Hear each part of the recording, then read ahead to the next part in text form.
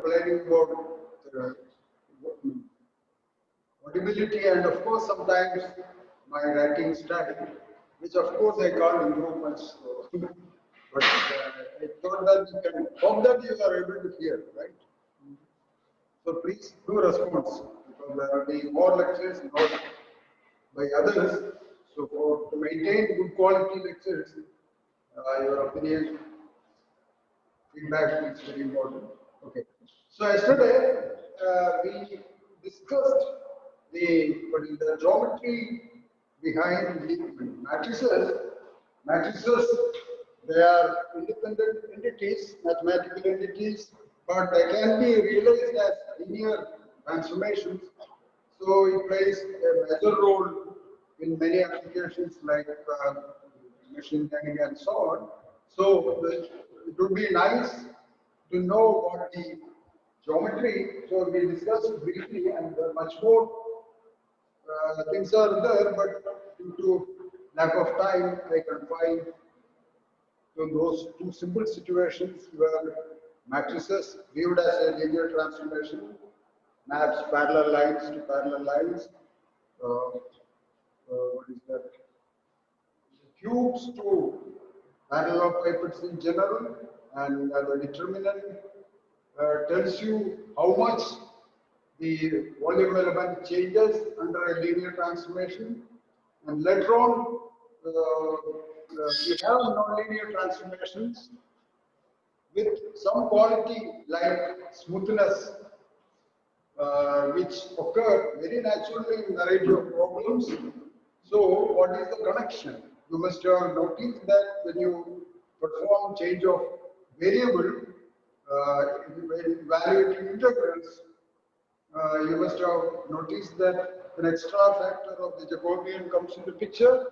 And what does the Jacobian tell you actually? Actually, it's again the Jacobian tells you how much the volume changes when you apply nonlinear smooth transformation.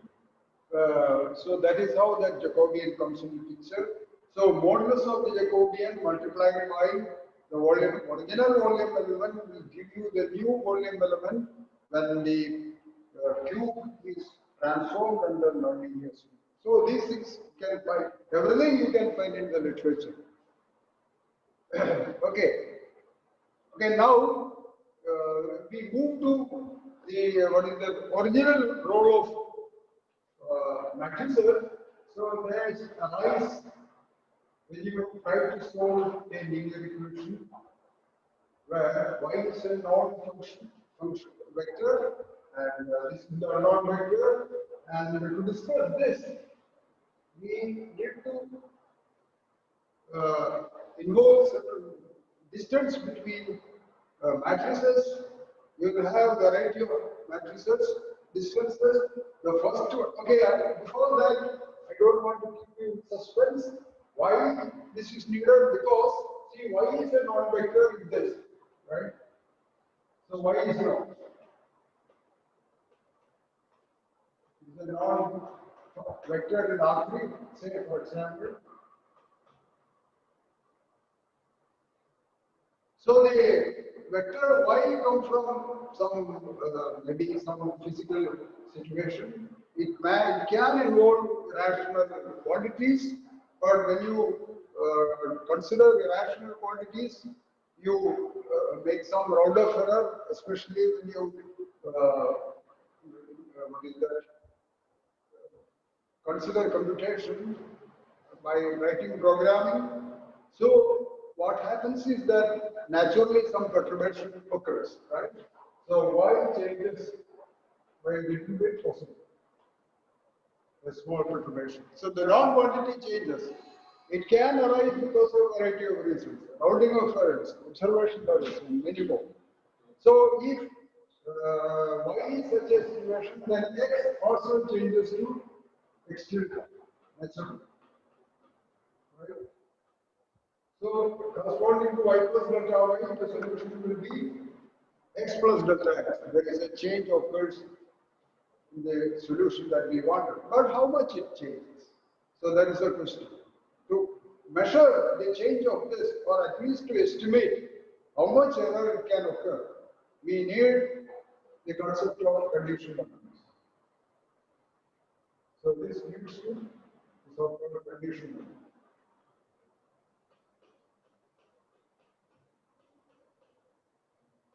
You must have heard about this in the linear algebra course.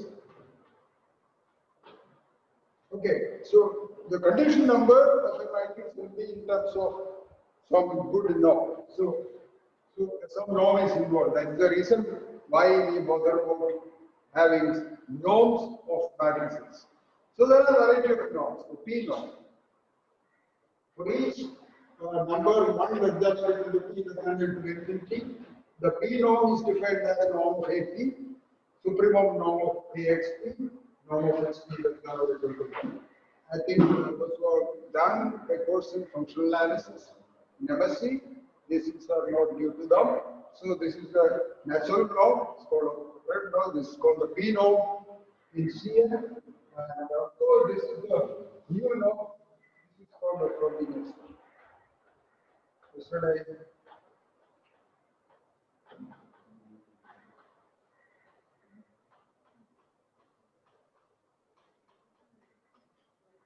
why this is interesting? Of course, while taking the other, what is the P norms, what happens is that some supremum is involved, and we have to do the supremum over all vectors of less than or equal to 1. So it may not be computationally well behaved, but this straight away we give you the norm, the Frobenius norm. What is known is only the entries of the matrix. That the entries are right in front of you.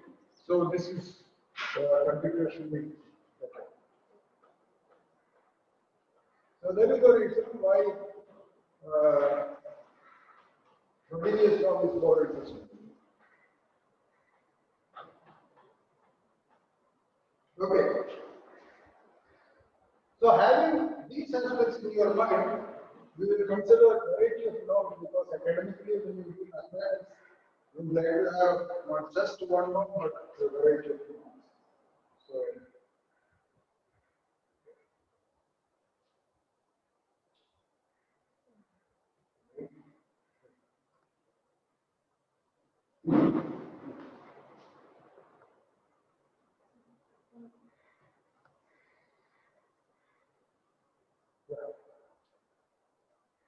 so there are other norms too, the so-called Châtillon P norms, what we have found in the SUP norm, a kind of operator norm, you acute CN with our P norm and then you take the supremum. But there are other norms of interest, the so-called Châtillon P norms.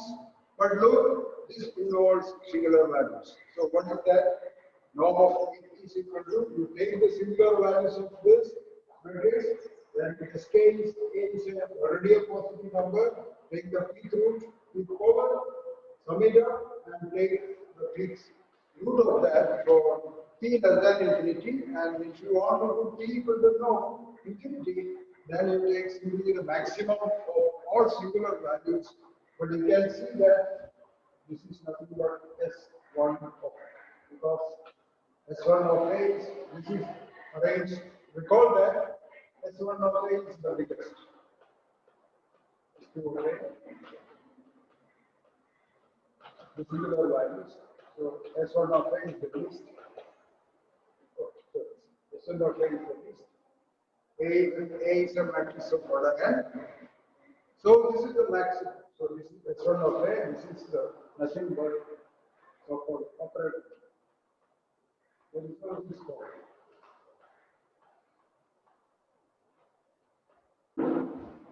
Of course, this is again little bit difficult. Again, the case P equal to 2 is, and one more thing. This is very important. Because what happens is that, so for all utilities where P is proved, has been proved that the P node will not, of course, have used 3 vertical lines to denote this law, because already we have denoted this by the P node, but I don't want this in this situation. So this is different. So here, Schroeder is different. I have even three vertical lines. And the properties of these P norms are the following. Norm of AP is equal to the norm of U, A, B, P for all unitary CRB. And this is compatible with, see, if you take two matrices of the same order, I can multiply, take the R norm, and you can, it has been proved that this is less than or equal to norm of AP, the norm of AQ, where P and Q are related to R in this fashion. And of course, if you want to take P equal to R, this is also, so this is sometimes called the algebra. This is the product, this is compatible with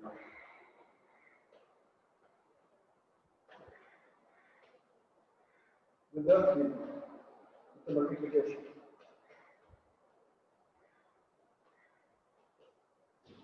Okay. So all this can be proved. It's not very quick, it's not obvious, but we can prove all these things. All these inequalities will appear in a variety of applications when you deal with matrices. Fine. Okay. Okay, now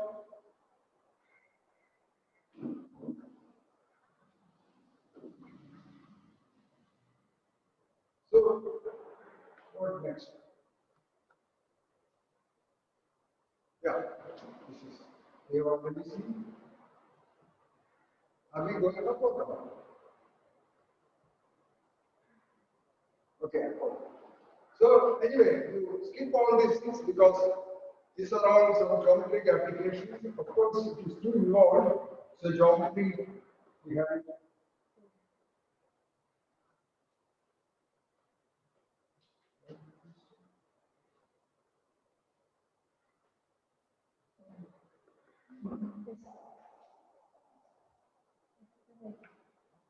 I have already. So geometrical content of the second singular line. Therefore, I am not going to read it out because this come from a very recent paper, linear algebra applications. I have cited the reference in the reference link. So you can, those who are enthusiastic about all those things, you can look at that. This is connected with the differential geometry, the Surratt formulae, and what is called Weingarten map. Those are done differential geometry. Its eigenvalues, its relation to the generalized curvatures, and so on. Anyway, it is so I just want to say that such interesting geometrical applications of the singular values are there in the literature. Okay, so skip it. No, skip it. All these are about the brief. So skip it. Yeah.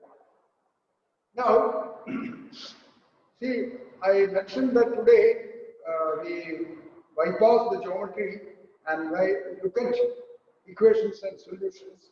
So if you look at the equation of the flow, Ax equal to y. So I will not repeat that. I am dealing with an n by n matrix. Entries can be complex, sometimes real, whenever I want efficiency, but generally it is valid for complex numbers. So on the right side, how to solve it? That's the question. The solution X. The problem is that if A is invertible, it has unique solution, and the unique solution is given by Ax equal to y. But even if it is not invertible, if y belongs to the range of A, what is the range of a matrix? It is the span of columns, right? Okay. So if y comes from range of A, how to see that it belongs to range of A? Of course, one need to separate, right? Okay, for the time being, assume that y belongs to range of A, then this has many solutions.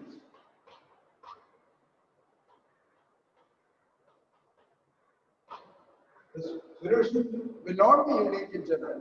It can have several solutions, but how to find the most general solution? So this is the machinery that we use. There are some objects called Moore control symbols. It is a kind of inverse. It is not the usual inverse. It is called a Moore-Penrose inverse. So what is Moore-Penrose inverse? So this is denoted by a dagger. So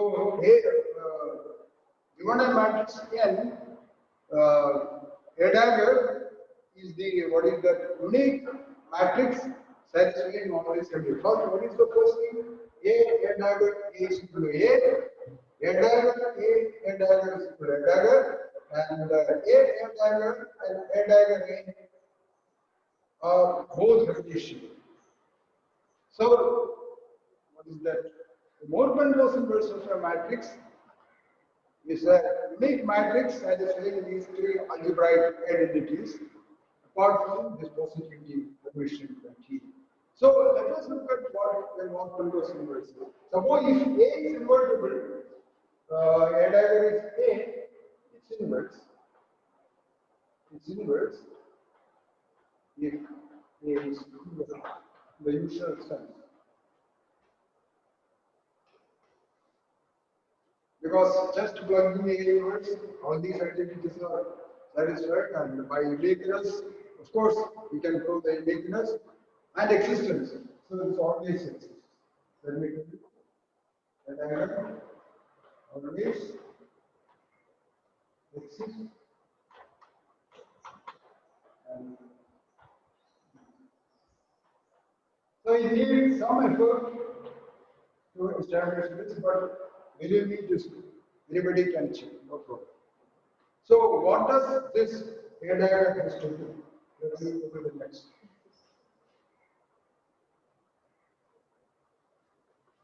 So we can erase this. Well, let it erase it later. Next.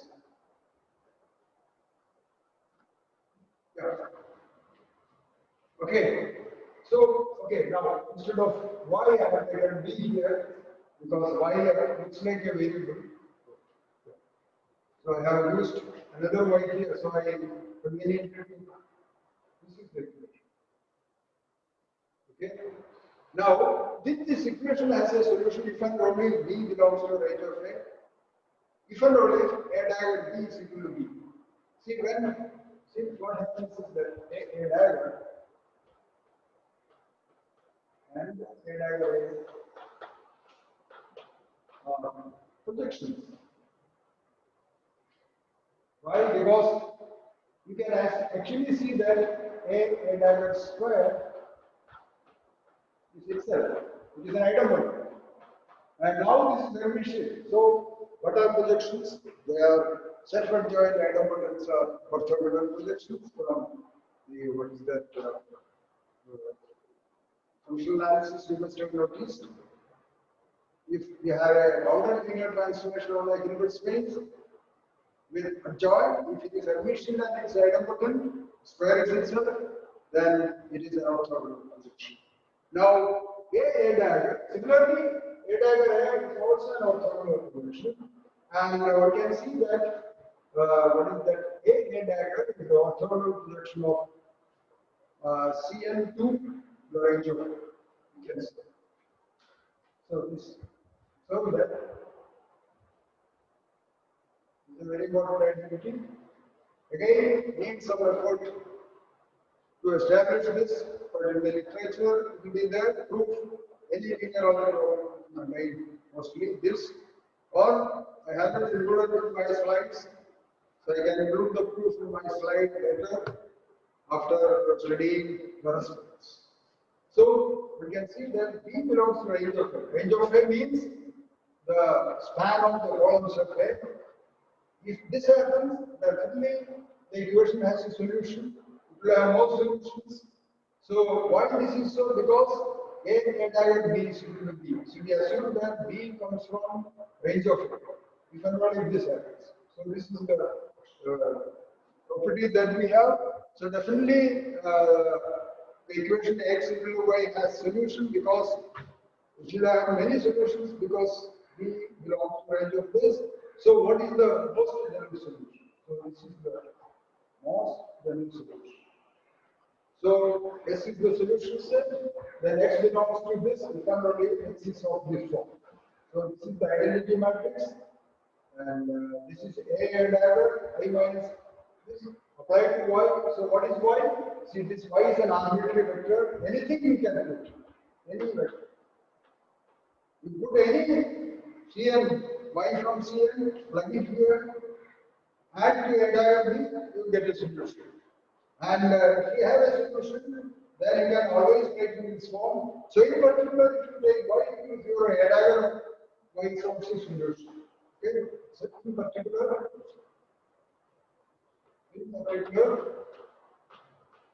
a dagger B is also a solution. Obviously, because simply take Y equal to 0 here. So the checking that this is what is that Ax equal to Ax equal to you can check it. So just otherwise there is no point in people just saying that. So let me take a point like this. You apply what is Ax? Compute Ax. So this is equal to A applied to A dagger B plus A applied to I minus A dagger A and Y. Because A is basically linear, so this is equal to A dagger B plus A minus A dagger A and 1. But remember, we assume that Y belongs to range of A, so therefore A dagger B is B itself, so this is equal to, this is B.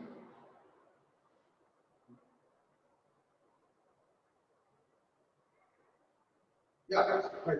So this is B because exception, right? And what about this? So A dagger is the generalized Moore-Penrose inverse. So the first identity A dagger A is A itself. So this is equal to B plus A minus this is A itself, right? So that means any vector of this form is always a solution. So that's it. You can erase it. So, and the solution set consists of all vectors of this form. So that is the advantage of the Moore-Penrose inverse. You can detect all solutions, even if the matrix is not important. Under this assumption, we can write down all solutions of the equation X equal to B.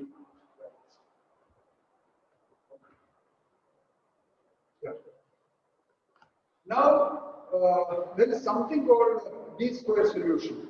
So we found that Ax equal to A dagger B is a solution, right? So this is the solution that is called B form, right? So what is the property of this? So simply look at this. Look at Ax minus B. It's 2 norm. 2 norm means what is that? What is the 2 norm? Recall this is the operator norm. So this is equal to supreme norm. What is the 2 norm? 2 normal vector. Any vector is equal to sigma 1 to n mod xi square to the power of 1 by 2. So the Euclidean norm, right? This is Euclidean norm. That is the one that we are used to very much. And the corresponding norm, what is the norm of A2? It is equal to corresponding to norm of Ax2 subject to the condition supreme norm of x2. So this is the norm of red norm. So we can easily prove that norm of, you take any vector, whether it is a solution or not, norm of Ax minus B2 is greater than or equal to norm of X into 2 minus B. And this is true for all X belongs to C. How do you prove this? You start with any X, look at Ax minus B, this you can write as ax minus a dagger b plus a dagger b minus b. I have added and subtracted in your term a dagger b. Now split it. So this ax minus b you can write as this plus this. You look at the vector separately. Ax minus a dagger b inner product with this. The residual is this. So these two vectors are orthogonal. This is orthogonal to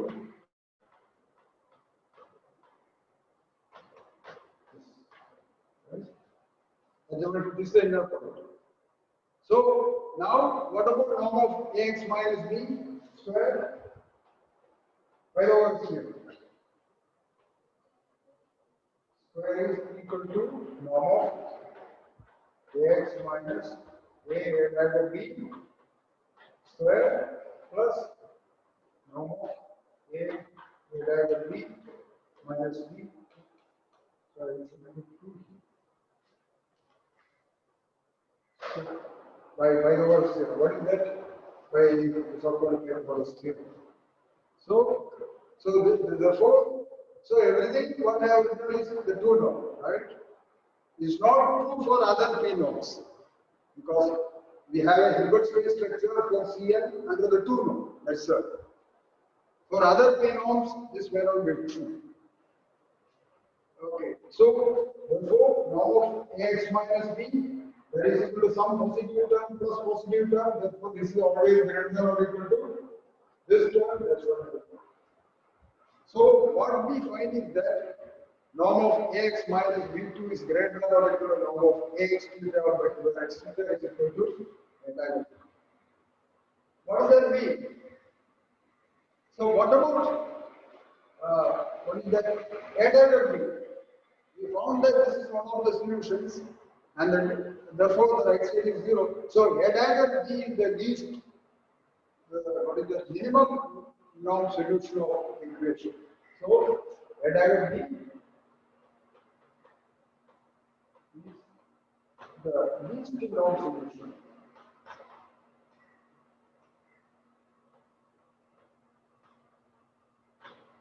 of the equation ax. Among all solutions, a dagger b is the least norm. So that is why called a dagger b is called the least square solution. Now, what do you mean by equations and solutions? Solution means we are always what is that?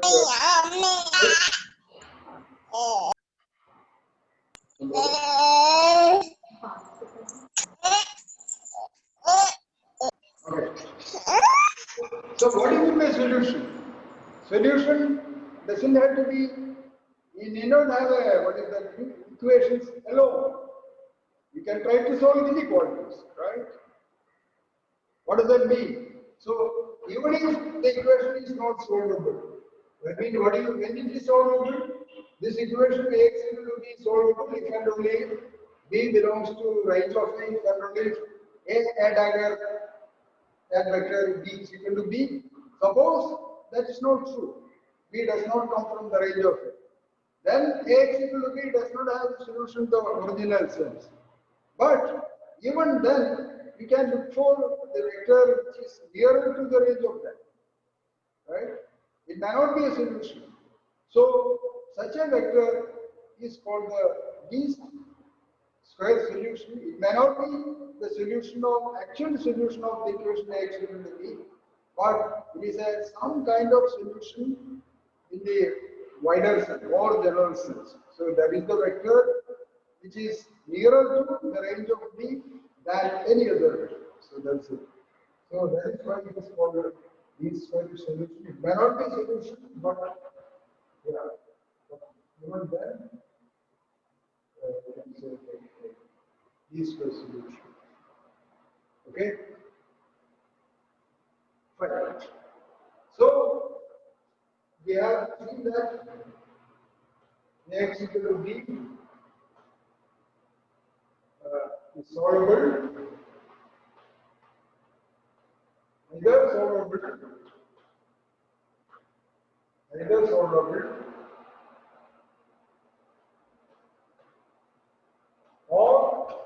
has a least square solution, variety of applications, the second solution will be sufficient to manage some kind of approximate solution. Though it is not a solution of the equation B. So in either case, what we find is that you catch hold of B, apply reduct to that, you get some solution. Maybe the actual solution provided it is solvable, and of course, yes, another disadvantage is that in that case it will be you have the least no under the Euclidean law. So it is called the solution. And the second case, if you look at the rectangle B, it may not be a solution at all, but it has some properties of the solution, that is the vector nearest to the range of this than all other vectors. So still it is going to be called so least square solution. And a variety of applications are there. Such solutions are also used. What I will summarize, the Moore-Penrose inverse is a very important object when you consider equations and solutions. Okay. Now, what you have to see, I mentioned that why we bother about norm of matrices. Why do you want to compare two matrices as in terms of some matrix, some no? So the reason is that recall what I have mentioned earlier. Suppose if you go back to Ax equal to B, again, this B can change, right? So in that case, the equation will be Ax cos delta will be the solution. So this change perturbation, this is called a perturbation.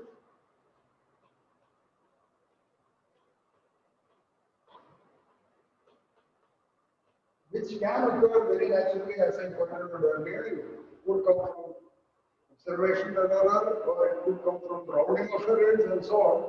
So you may not be plugging the exact value here, but values of the some models of the vector. So in this change circumstances, the solution will change, but the solution can change very drastically because see we find that if you look at very simple Hessian matrix situation, look at 1 by lambda to the power of 10 equal to B. Okay, where beta is a positive number, lambda is a positive number. So I want to solve this. What does that mean? So what is lambda to the power of 10? Cross multiply. So this is W is the lambda here. This is the 10th root of 1 by beta. Right? So if there is a change in beta, however small it may be, because it is happening in the denominator, 1 by beta will have a larger change. That means that lambda changes drastically, right? So even in the usual number equations, we would experience a change, very large change. Of course, if it is something like 1 by 1000, here, so it becomes very large. So similar situation you can expect when you solve Ax equal to B. When you change B, the corresponding solution also can change. It will change in general, but I don't want it to change very drastically. Or I want to control the error occurring in B in such a way that the error occurring in the solution will not deviate much than we want. So there is the trick. So how to measure that? So this is the trick. You invoke a number called conditional.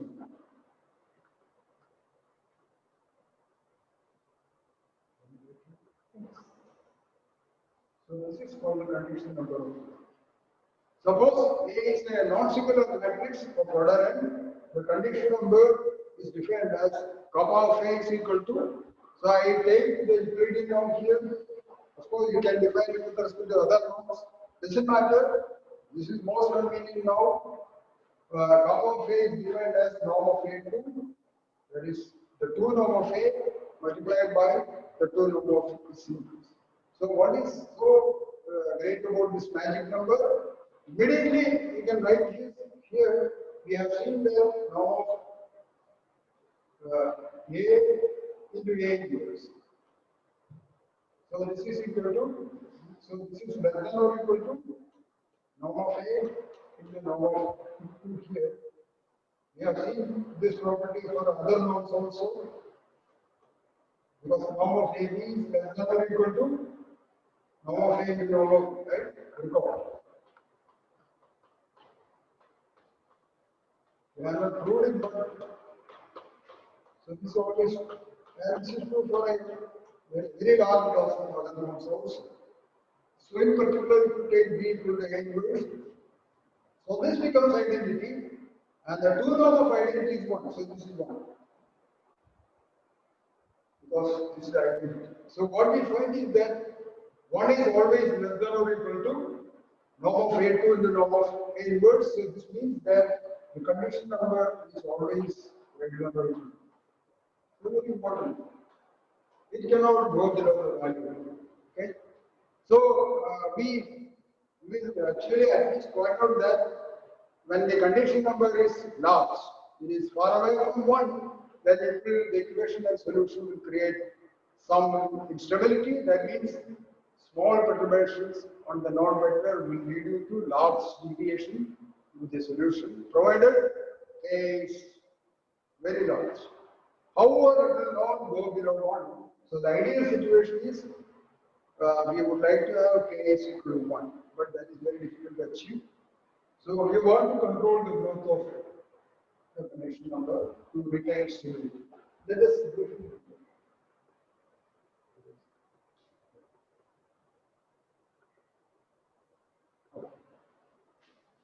Now, next slide.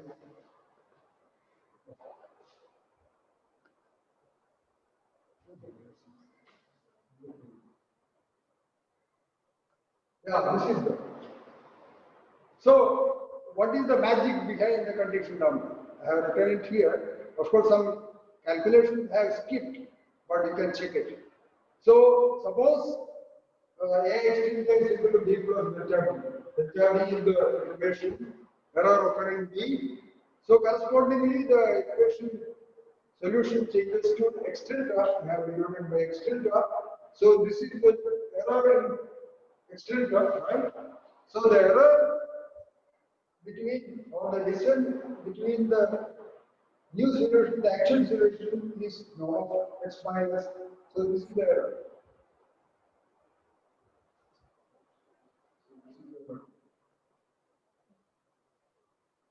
So this is the error in the solution. Okay. So this divided by this ratio. So we have the following ratio of the relative error. It's not the error. What is the relative error? Error divided by the norm of the actual solution. This is called the relative error. So this is the relative error in the solution, and this is the relative error in the perturbation. So this ratio, norm of delta B divided by norm of B.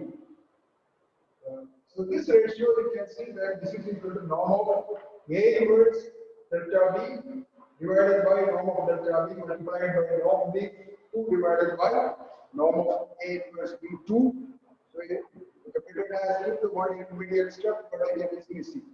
Now taking supremum over all of B delta B non-zero by applying the linearity by dividing by appropriate terms, you will find that the supremum A inverse delta B divided by norm delta B. So divided by norm of B divided by A inverse B. So this one 2, and you can see that this supremum is nothing but this. So this is equal to there. So what we find is that the ratio between these two relative errors, namely error in the solution divided by the norm of actual solution, is the relative error we talk about in the solution when you perturb the norm vector by delta B divided by norm of delta B by 2 divided by norm B actually will not exceed kappa of it. So this is what we find is that this always exceeds greater than or equal to the condition of the. And of course, this is greater than or equal to. So we have an estimate of the error occurring in the solution when there is a change occurred in the non-vector B, and that is controlled by K of A. The maximum, so this maximum error can occur is when this relative error is equal to K of A, because it is always K of A. And if K of A is very large, okay, look for the situation when this is equal to K of A.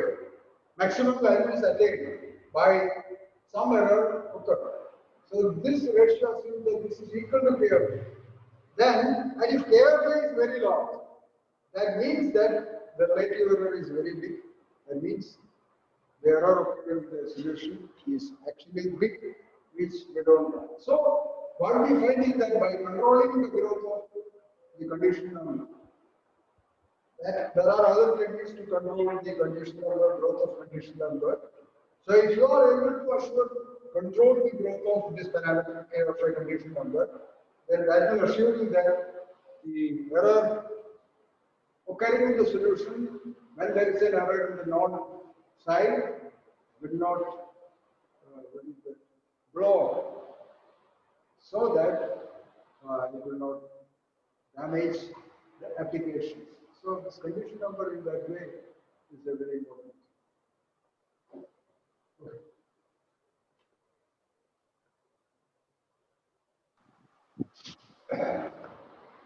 Yeah. So these are already done. Right?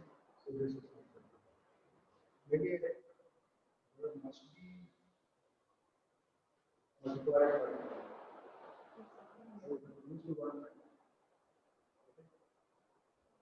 there is some factor I have mentioned.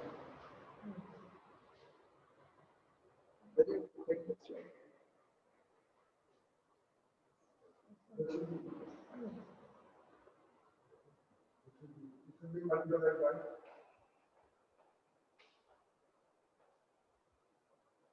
Okay.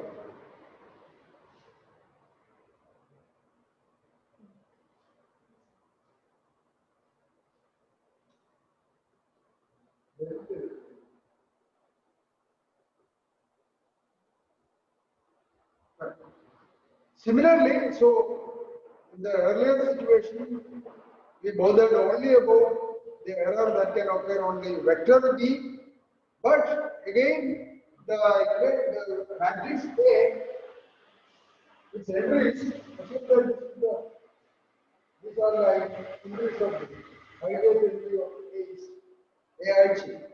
So that AIJ come from some experiment or some application. So there also an error can occur, right? When you substitute the values of the entries, there also error can occur. In a variety of ways, the error can occur. So the first error that can occur is the rounding of error. So that matrix A can change to another. So even then, this kappa of A will help you to control the drawing up. So this inequality, of course, needs some work, but this is true. Now, E the error occurring in A by error occurring in each entry. So norm of A plus E inverse minus norm of A inverse divided by. So this is the relative error. This is the error equal to K of A into relative number of the original matrix multiplied by the error occurred in the matrix divided by the norm of the matrix. So again, we find that this is K of A, the same condition number. So the condition number helps us to control the deviation that can occur in the matrix itself. That will give you a good control over the perturbation that can occur, or the care that we have to take when there is an order, we have to know subject to this. So there is also this parameter to control the error occurring in the matrix itself. Of course, yeah. There are so the what is that? When you look at the standard text, they will who are more towards the theoretical side. They will simply say all these things. They will not tell you the other interesting aspects involved. But these things, the other interesting aspects will come only those who do numerical work. So there is anybody can check from Cleve's corner. Cleve is a well-known numerical analyst, Indian Prize. He has maintained a corner in the corner in the internet. Just type Cleve's corner, you will be there and you will see a variety of interpretations, interesting aspects. When you apply this, and there he comments that he also Cleve Moeller comments that whatever it is, the speed of computation we cannot control by this parameter. By controlling K of A, I cannot control the speed. I cannot include the speed of the computation, right? Certain computation is needed when you solve this, right? Certain number of multiplications, certain number of additions, division, all these can occur. All these things will contribute to the computational complexity, the speed of computation, but K of A you cannot control. Right? Does not have any role to play in the speed of computation. So it's a very interesting. We can look at this website, the so-called Cleve's corner. You will see the statement. Okay.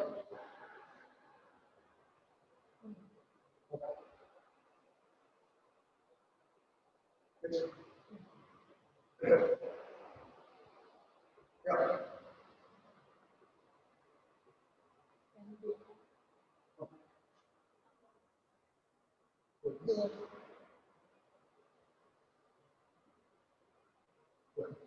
Of course, I had idea about what are the algorithms to compute the generalized figures, but no time is involved, so I skip it.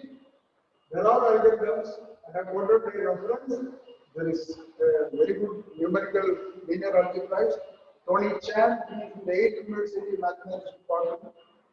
He has written several papers and has cited one paper towards the end of it, who talks about the so-called algorithm compute SV. So this one I will say that I look at there and see. Now, there are many forms of the singular value decomposition. Actually, there are two. So this is the original version. This is the unitary matrix. This is a unitary matrix. This is the diagonal matrix, where the diagonal entries involve only the singular values arranged in the reverse order, the actual order, and there may be several zeros along the diagonal. But what does that tell you actually? If there are, suppose D is from this side, suppose. So there is 0 here, 0 here, and along the diagonal, you have S1 of A, S2 of A, and so on. Suppose there may be SR of A, and there is 0 suppose. Right? In that case, what happens is that this will tell you the rank of the matrix. There are how many non-zero entries are there along the diagonal. That number will tell you the rank of the matrix. It will tell you what is the rank. Now, finding ranks are very important in Bayes comparison. So, in that case, the so-called second form of the SVD. So that we illustrate, so we can see that this A is equal to sigma J is equal to 1, A is equal to 1 to N SI of A multiplied by UI tensor E. Where UI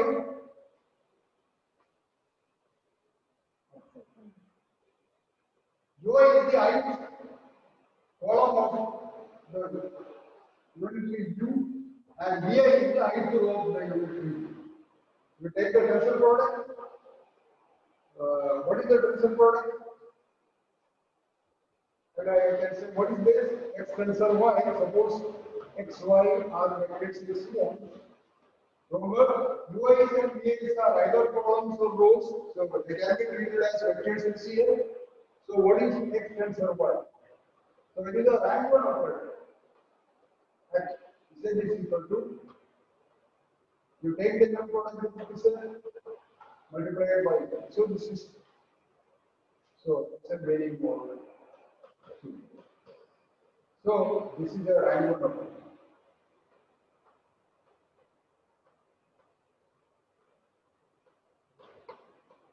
And what is the range? Range is precisely multiples of 1. So this rank 1 matrix, this is a UI tensor VI, is a rank 1 matrix. I have taken X here, Y here, this again, and you will see that this is a rank 1 matrix whose range is precisely multiples of Y only, VI only. So for each fixed rank, this is a rank 1 matrix. You multiply it with I singular value. So what we find is that the matrix A is split into several. Now this may stop much before, because if this is the case, SR of A, then SR plus 1 of A onwards will be 0. Right? There may be only one sort of singular, that's also possible. In that case, there will be only one term here. So what happens is that okay, suppose this is equal to sigma I is equal to 1 to R. Okay? Let's say you're in this suppose. That means Sk of A is 0 for K is greater than or equal to R. Suppose that is the situation.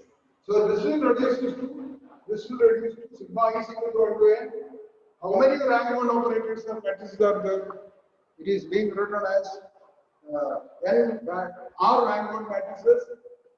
So that R represents precisely the rank of it. So this is precisely the rank.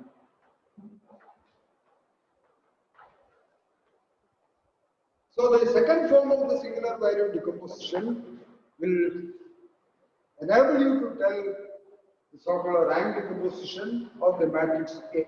Okay, but why this is important?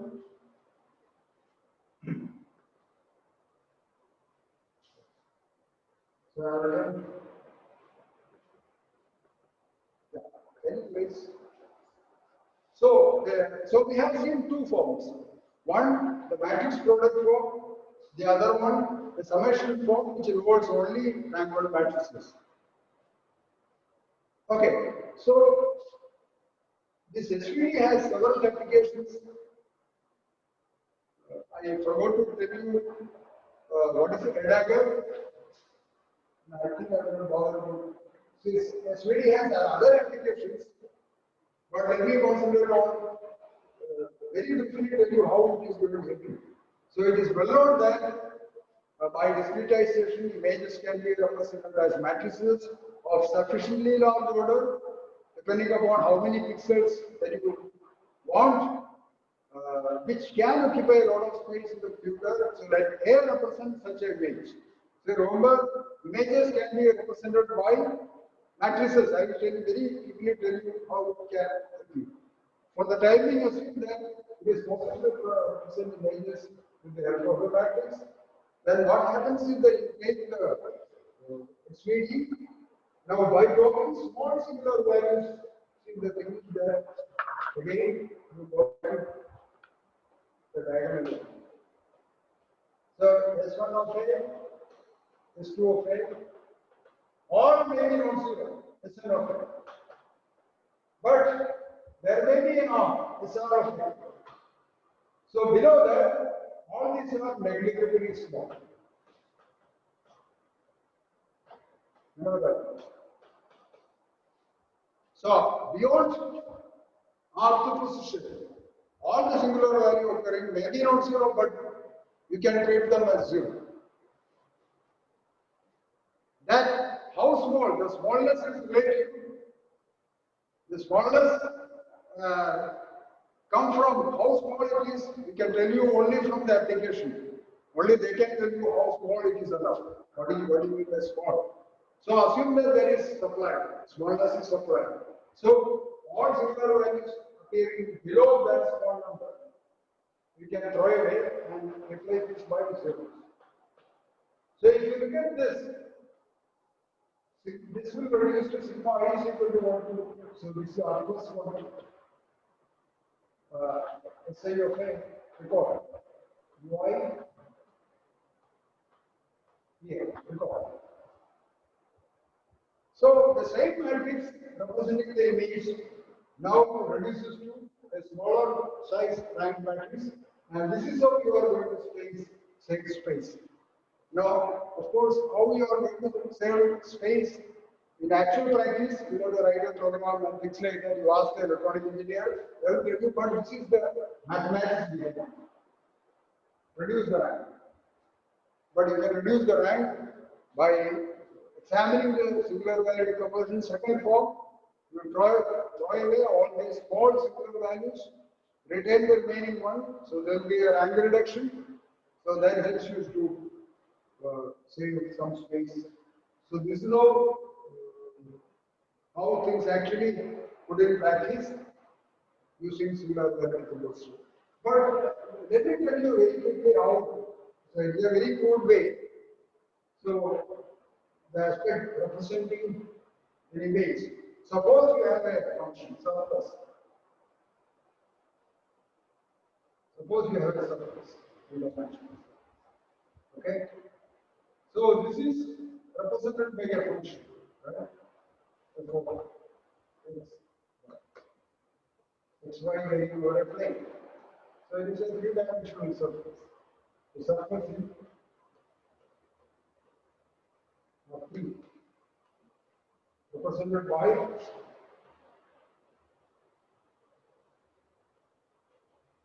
the graph. Okay, function. So graphical representation. So as xy is over the domain of the function xy is maybe a rectangle. So you have the corresponding value of xy here. So this point is nothing but what is that?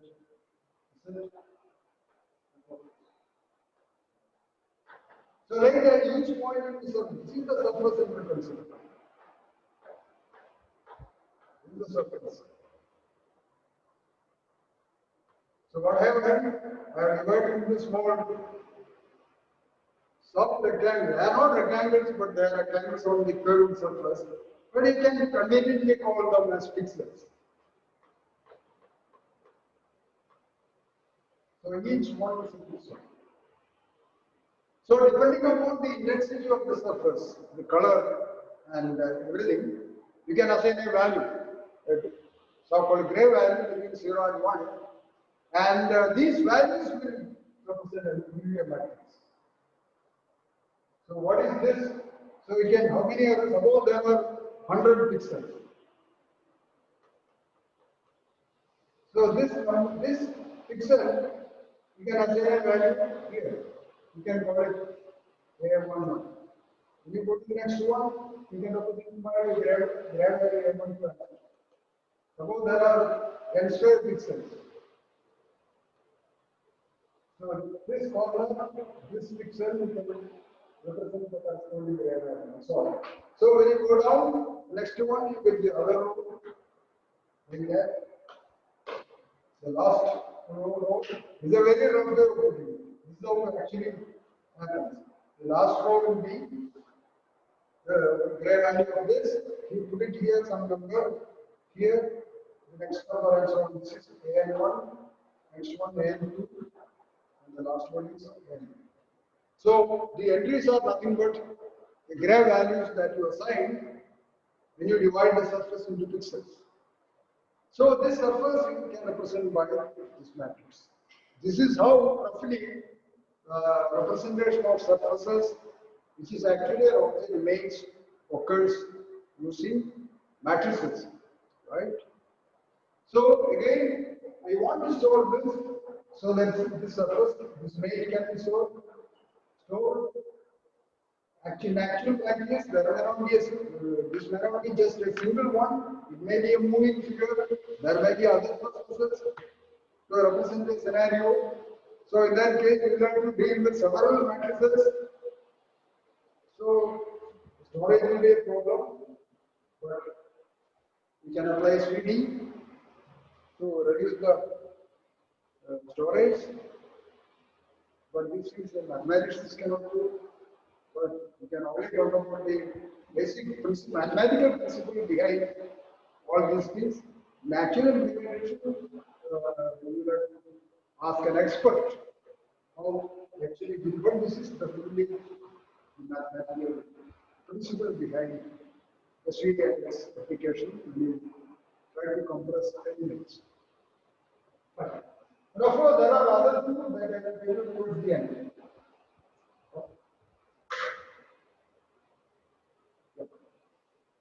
So this I have already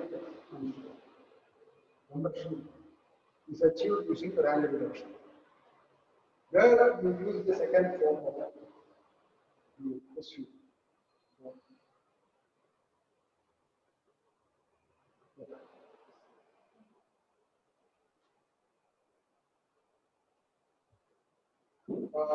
Yes. So how much time do I have now?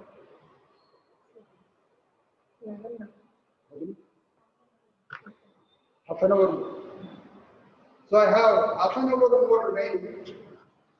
So of course, I don't know whether I have justified a lecture on medium algebra, but only this much we can at least within my capacity only this much.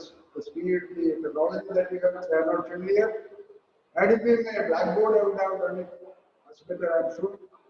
So it's a question of familiarization. But everything that I wanted to talk is there in the slide form. For the details may not be there, but I shall try to supply the details so that you can go through. Okay, now, so in all these situations, you need to compute the eigenvalues in some form or other. See, when you want to determine singular values, they are the eigenvalues of model, right? How do you compute model? Just briefly, let me do this. So, what is model? Suppose A is an invariant number.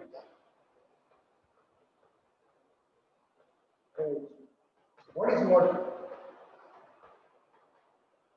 So, you write down A star, right? This is the adjoint of the matrix. Then you apply the square root of positive square root. So, this is false. So that this will be a Hermitian matrix, positive definite matrix. Its eigenvalues are the so-called singular values. You arrange them in decreasing order. But what is the meaning of this? I mentioned very briefly. Think of this as a complex number. Then Z star is Z bar is it is mod Z square. Being a number, I know how to take the square. That is mod Z. A similar thing is happening with matrices, but you have to justify that. Okay, now here the spectral representation comes in the picture. Of course, it's really a very deep theorem in linear algebra, not only in linear algebra, operator theory, but I tell you that spectral representation.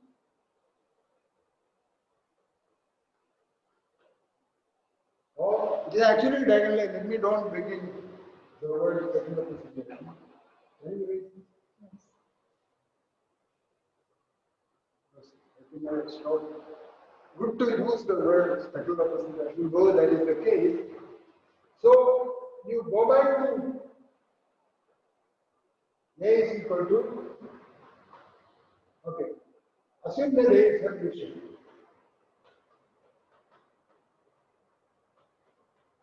There is A star equal to. What is, in this situation, this A you can write as sub-unitary matrix times diagonal times adjoint. Actually, this is the diagonal section.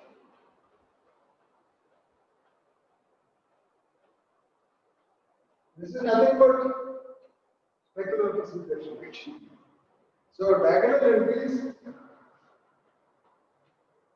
So this is 0 here, and you have lambda 1, lambda 2, the eigenvalues, n eigenvalues of this.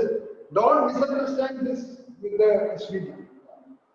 This is actually a diagonalization, and this D, in this D, the diagonal entries are nothing but the so-called eigenvalues.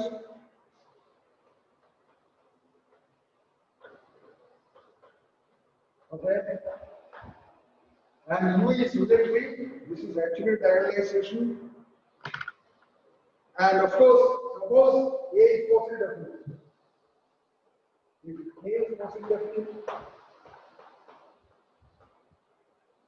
then this is S1 of A, S2 of A. No,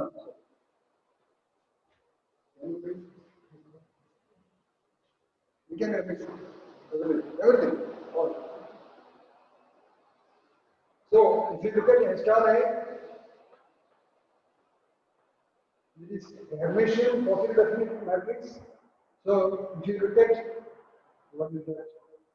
The diagonal spectral theorem, diagonalization. Then D is equal to D will be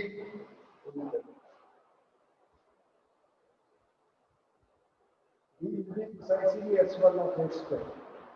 S2 of S2.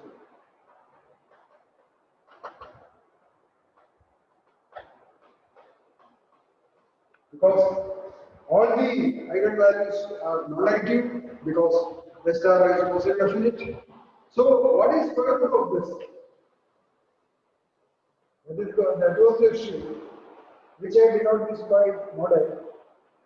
You simply take, suppose this is S star A is say lambda 1, lambda 2, lambda n. I think I will write this. Suppose D is equal to diagonal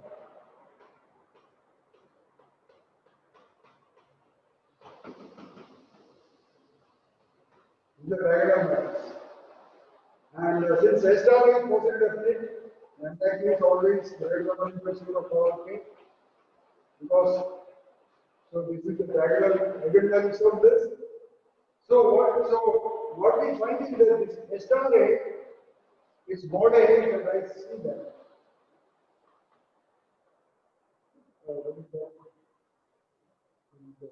You apply U here, don't change it. Then replace D tilde.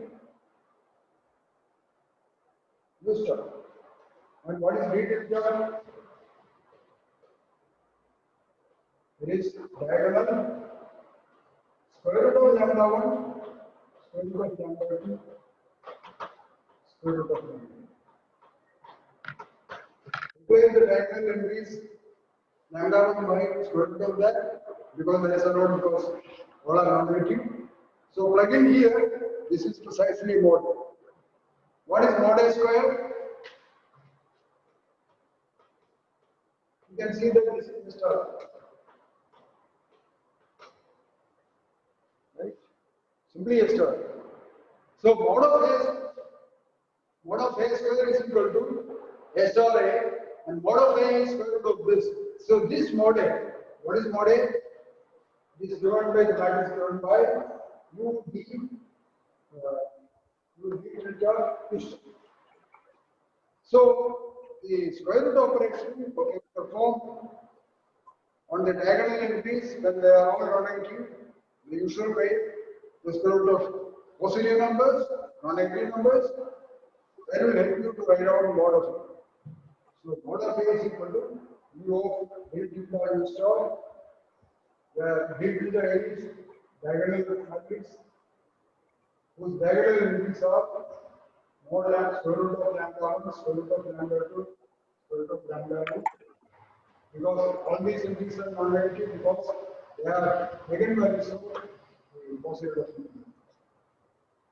So I mentioned conveniently use the word square root means you apply so-called functional calculus.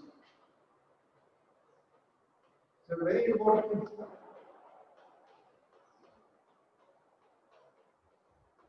method in mathematics.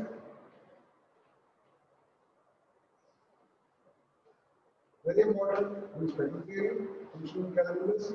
That means we should be able to talk about functions of matrices. That's what I have. So here the function is square root, and we can perform. And not only for square root, when we can apply functions of other matrices also, but there is a very justified, very rigorous way of talking about functional calculus. Okay, so we can raise this. So why did they suddenly talk about circular matrices? Because the matrix that we consider in a variety of applications, you will have to find either the eigenvalues or the singular values. So finding singular values or eigenvalues in general can be really complicated, very difficult. But here there is a situation where simply you can read off the eigenvalues and eigenvectors. Such matrices are called circular matrices. And of course, what is the, before that, we will still talk about some of the Topic matrices. What is a Topic matrix? T, it is not by Dij, by n in entries, where Dij is equal to T of I minus 2, or Ij equal to 0 to n minus 2. So how does a Topic matrix look? So you have diagonal, main diagonal, diagonal about, below, right?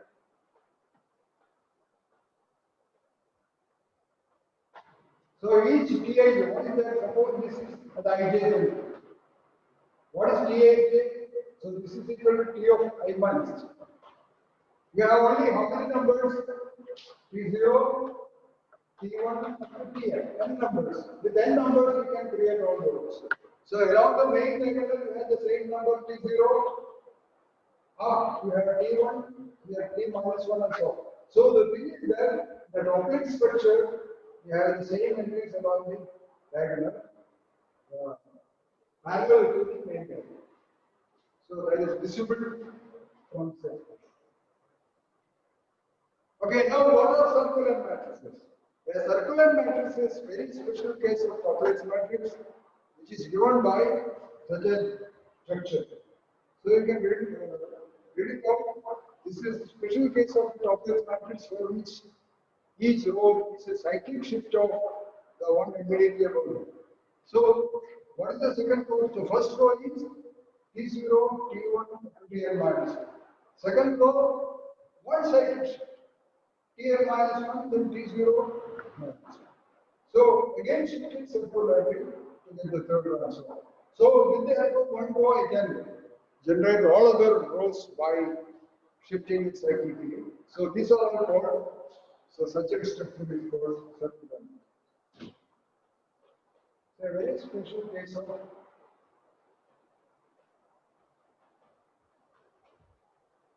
complex structure. What is the advantage of this? Hold on.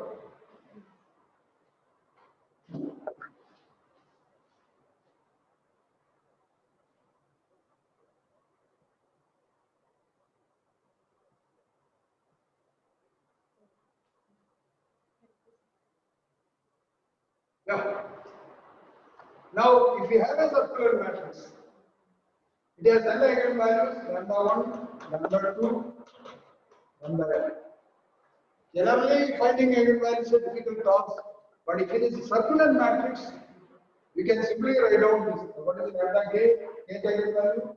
It is equal to sigma j equal to 0 to n minus 1. Rho to the power of j, tj. What are tj's? Tj's are the entries of the circular matrix. What is rho? Rho is the one of the nth roots of unity.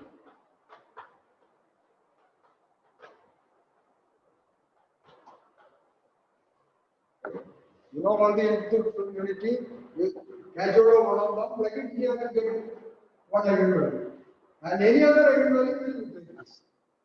So from the entries, by plugging in the coefficient as powers of the roots of unity, you can write down all the eigenvalues. And if you have an eigenvalue, there is a corresponding eigenvector of uk is equal to lambda k uk.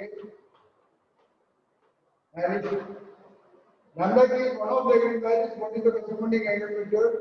That is given by this rho.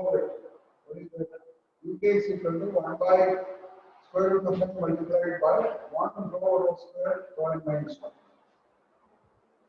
That's the advantage of this. You can simply read it off. From the entries, you can immediately write down all the eigenvalues. No computation is needed. Nothing is needed. So this is the advantage of circular matrices. So the practice is this. Suppose you want to solve the equation x equal to y, then you look for the circular matrix. Okay, C circular. Nearest to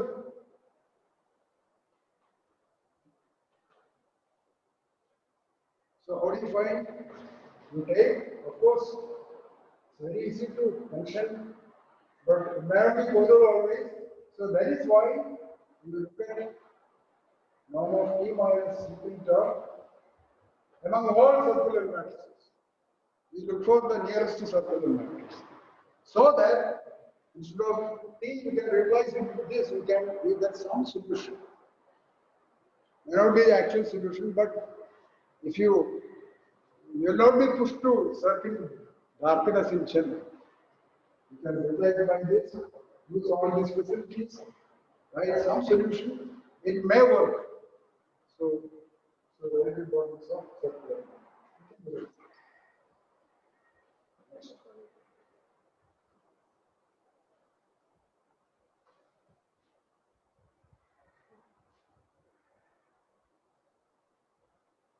How much? 5 minutes.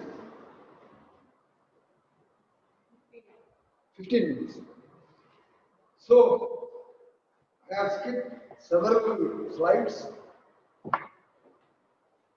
Of course, there is a lot of literature on Toeplitz matrices, log Toeplitz matrices. I want to at least tell you, so it is a very classical theorem. So this is the situation. So you start with an L infinity function.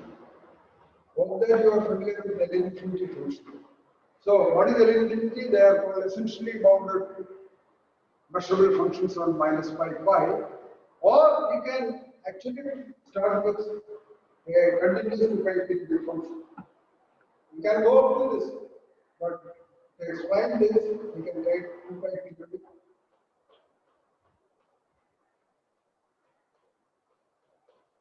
Continuous function. Real value. This is much more than that. And what are again? These are nothing but the Fourier term.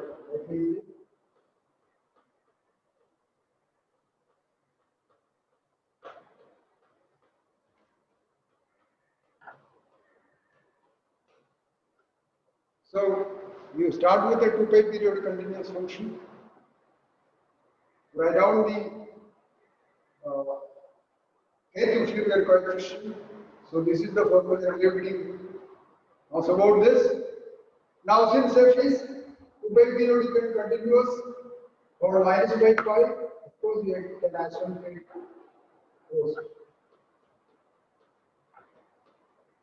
continuous function. So this will be finite. So what happens is that f will be a bounded function. Every continuous function which is 2pi periodic has to be bounded because it actually rests on the interval minus pi pi or any other interval of negative pi. Continuity along with the closed and bounded domain will tell you that if it's bounded, so it is bounded below as well as above. So this is the lower bound, this is the upper bound of this. Even in this general situation, there are such numbers. So minus infinity, then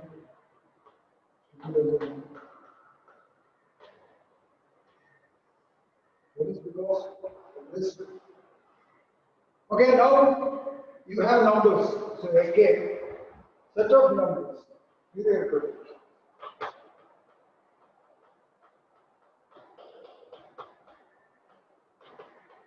So infinite set of numbers, Fourier coefficients. And with the help of this, you consider the first, A0, A1, A2, up to A only. Maybe I will include A minus 1, A minus 2, A minus 2. Very close. Isn't it? So that you know what I'm explaining this. Okay, for simplicity,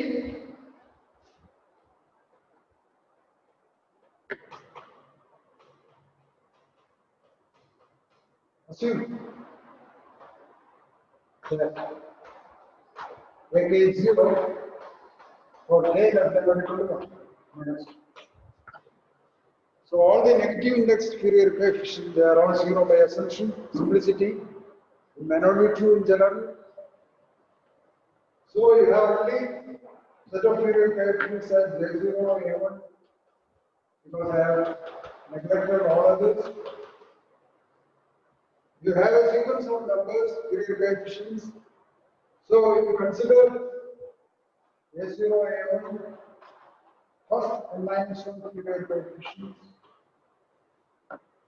With the help of these numbers, I can write down the corresponding properties.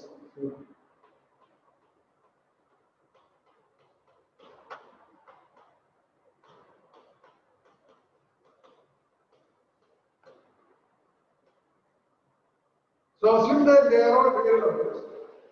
Assume that X is real. So assume that all the n's are Hermitian. So how many eigenvalues are there? So assume.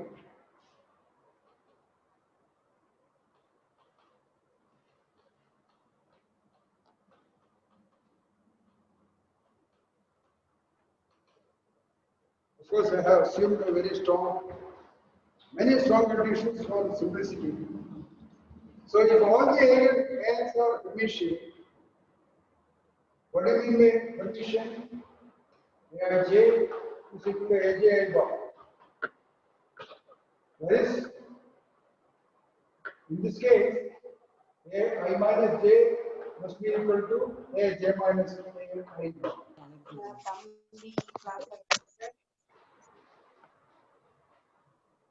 Okay, now,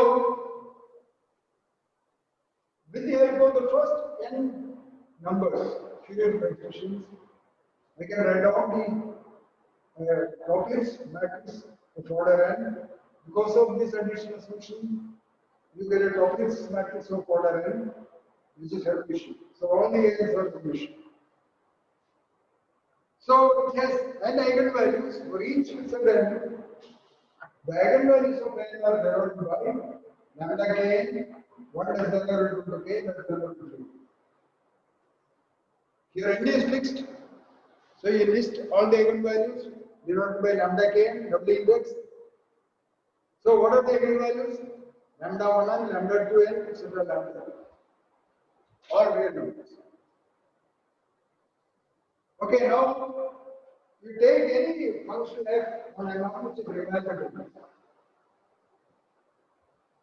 What is happening here? So it's not difficult to prove that all the eigenvalues lie between m and n. So again, little bit of analysis.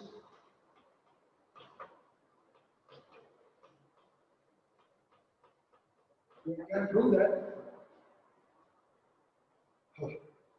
So you start with any function f, real function, which is remarkable over the internal alarm.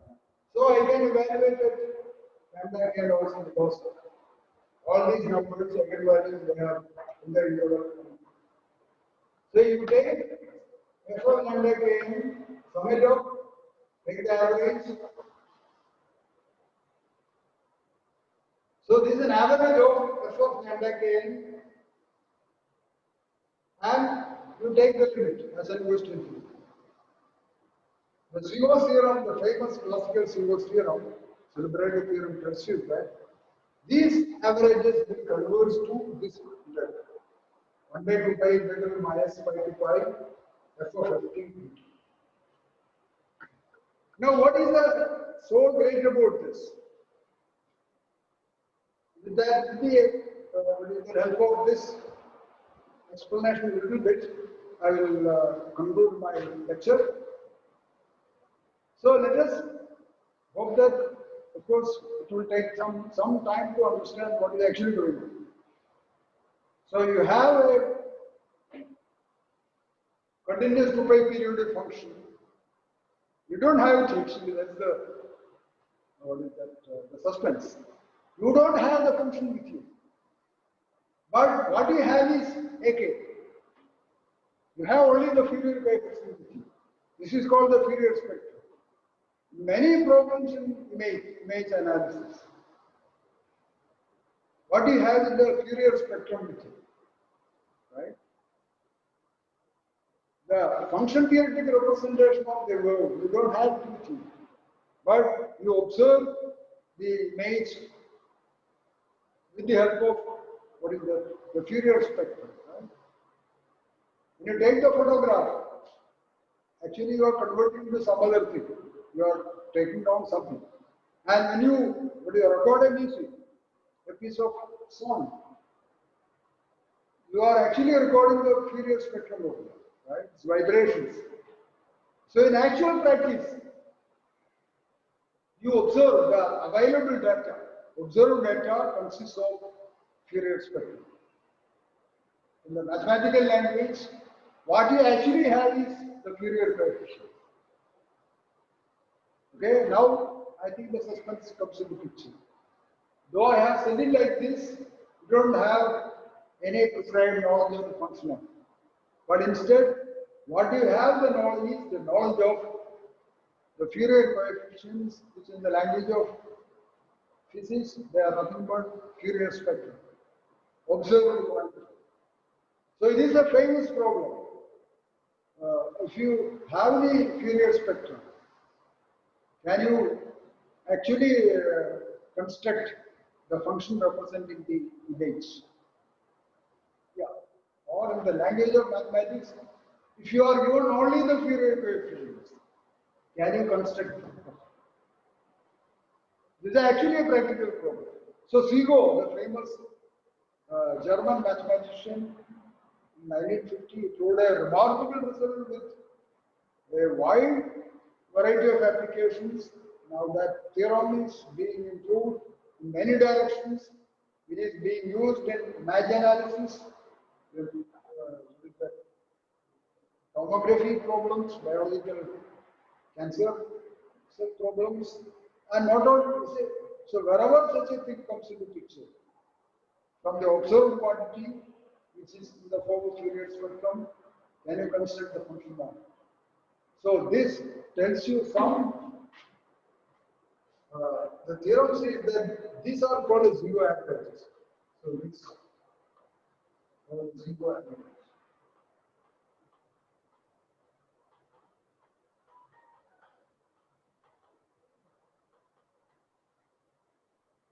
So the limiting value of the Zygos average will give you some information about the function that you are looking for. So this tells you that the function is determined in the distributional sense. So that is the famous Zygos theorem. So this is again linear algebra, but this deals with the linear algebra of what happens as n becomes bigger and bigger and bigger. So the matrix of n grows, right?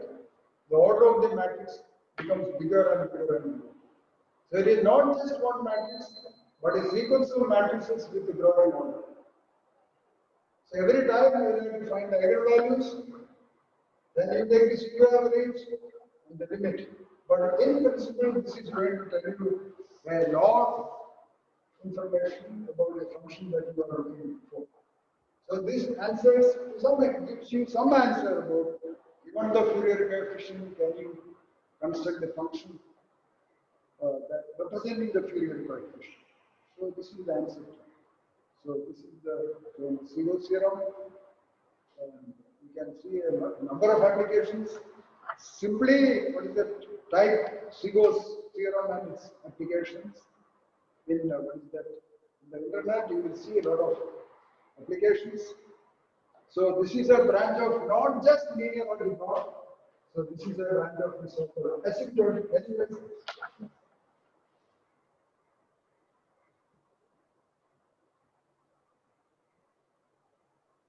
So this comes under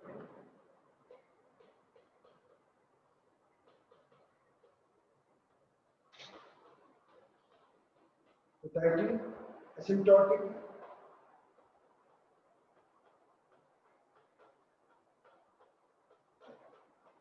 algebra.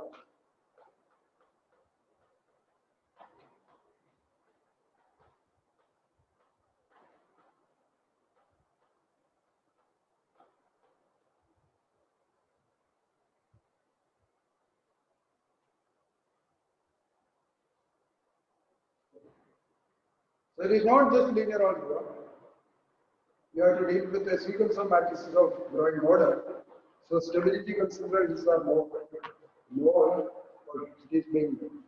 I think I should show. I will show you the references.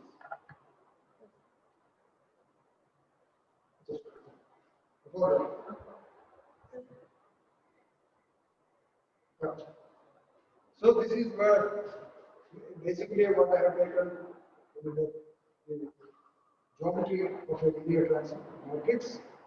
And this is a very recent text, 1999, where one is COCD, asymptotic linear algebra problem and so on. This is where I have talked about the so-called Serret-Frenet parameters in one of the slides, application of singular values.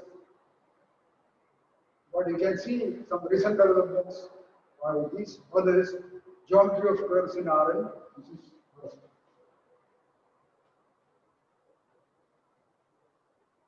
from the local singular value decomposition. So this has appeared in linear algebra applications in 2019. And of course, one of the leading experts in linear algebra is R. Bhatia. This is famous. You can deal with all matrix norms inequalities associated with that. Now this is Aram Gray, application of complex and circular matrices. Aram Gray is a distinguished professor at Stanford University Attribute Modeling. So its applications to problems in signal processing, you can see that. This is available in the internet. Just what do you do? Type this in Google, Aram Gray. You will get what is the absolute Aram Gray. You can get that.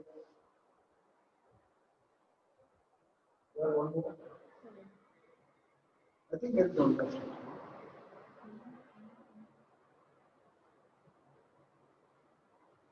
One more reference.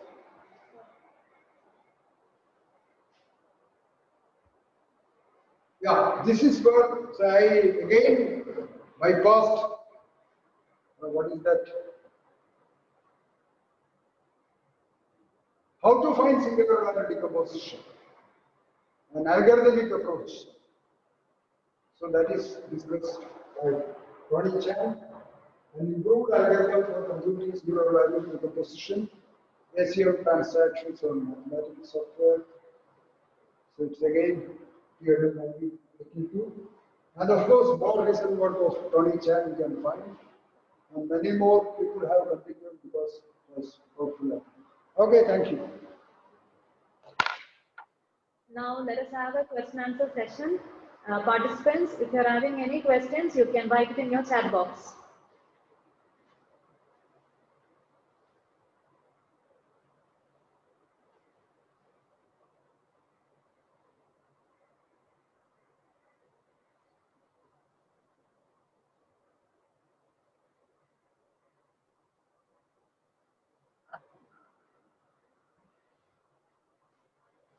Okay.